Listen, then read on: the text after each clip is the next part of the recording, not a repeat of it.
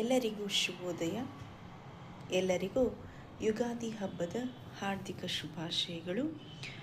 ಇಂದಿನ ನನ್ನ ಮನಮುಟ್ಟಿದ ಸುದ್ದಿ, ಯುದ್ಧದಲ್ಲಿ ಟ್ರಂಪ್ ಏಕಾಂಗಿ.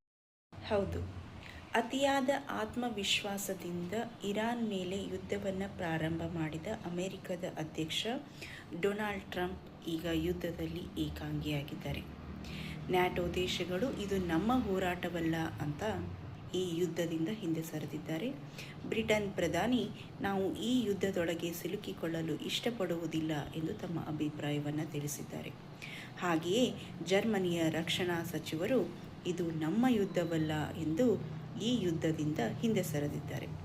ಈ ಎಲ್ಲ ವಿದ್ಯಮಾನಗಳನ್ನು ನೋಡಿದರೆ ಕೆಟ್ಟ ಉದ್ದೇಶದಿಂದ ಪ್ರಾರಂಭ ಮಾಡಿದಂಥ ಯಾವುದೇ ಕೆಲಸವು ಭೀಕರ ಪರಿಣಾಮದಲ್ಲಿ ಅಂತ್ಯವಾಗುತ್ತದೆ ಎಂಬುದು ನಮಗೆ ಈ ಸುದ್ದಿಯಿಂದ ತಿಳಿದು ಬರುತ್ತದೆ.